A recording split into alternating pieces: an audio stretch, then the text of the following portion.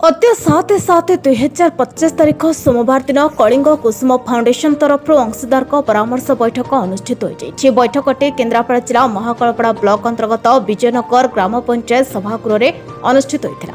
विजयनगर ग्राम पंचायत सरपंच श्रीमती रूपासिनी साहू पौरोहित आयोजित बैठक मुख्य अतिथि भाव दिव्यजात शुक्ला कलिंग कुसुम फाउंडेशन परामर्शदाता श्रीयुक्त अतीश कुमार बेहरा सहकारी निर्देशक धुबाल प्रजापति शुभ निरंजन साहिल दीप्तिमयी पृष्टि सत्यप्रकाश महांती विजयनगर ग्राम पंचायत सभ्या श्रीमती गीतांजलि मिश्र गहिरमथ मेराइन प्रोटेक्शन सोसाइटी सभापति श्रीयुक्त हेमंत कुमार राउत जोग देते।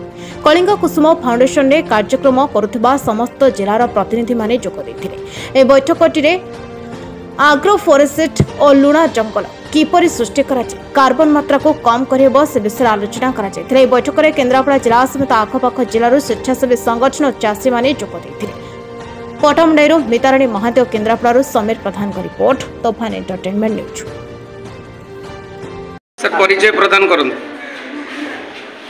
संजीत कुमार बेहरा ट्रस्टी कलिंग कुसुम फाउंडेशन भुवनेश्वर आम आस। आज्ञा सर आज जो अंशीदार बैठक विजयनगर ग्राम पंचायत ऑफिस अनुष्ठित होता से संबंध में आपंकर वार्ता रखिए। स्टेक होल्डर कंसल्टेशन मीटिंग जोटा अंशीदार परामर्श बैठक ओडिया रे एटा हमरो गोटे आग्रो फॉरेस्ट्री और मैंग्रोव डेवलपमेंट प्रोजेक्ट ओडिशा रे हमें आरंभ करू जार आज यहाँ थिला मीटिंग एथिरे आमे 5000 हेक्टर 28 लाख गछ लगेबू से 4500 हेक्टर 18 लाख फल और जंगल गछ लगे 500 हेक्टर आमर लगे मैंग्रोव्स।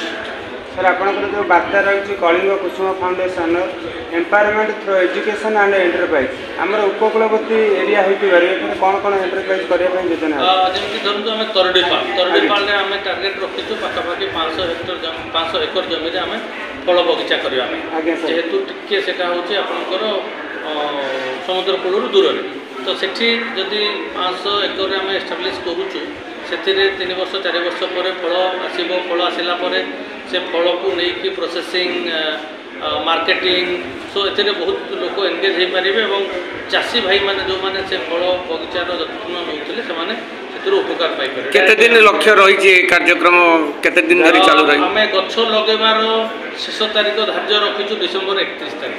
सर आप तरडीपाल एक सीओई सेंटर अच्छी से सीओई सेंटर में कैपेसिटी बिल्डिंग ट्रेनिंग दि जाए चाषी मानक से कैपेसिटी बिल्डिंग ट्रेनिंग नेला घरे जा रही और फल हुए ना यही प्रोजेक्ट माध्यम आपको अनुरोध रो मैंने ऑलरेडी ट्रेनिंग नहीं सारी इनवॉल्व कराना। बहुत बढ़िया कथा आपको धन्यवाद। आम यही प्रोग्राम एक्चुअली गोटे लंग टर्म प्रोग्राम आम 20 वर्ष धरिक प्रोग्राम जारी रखू।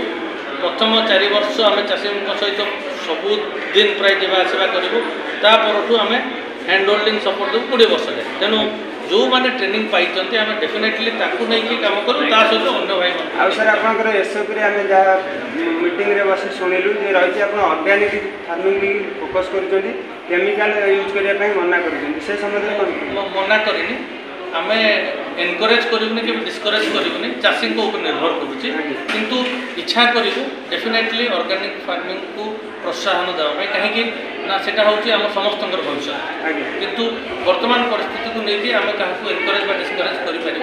धन्यवाद सर। सर परिचय प्रदान करूँ। मु Atish Kumar Behera retired IFS officer एवं एथिरे कलिंग कुसुम कंसल्टेंट हिसाब से रही।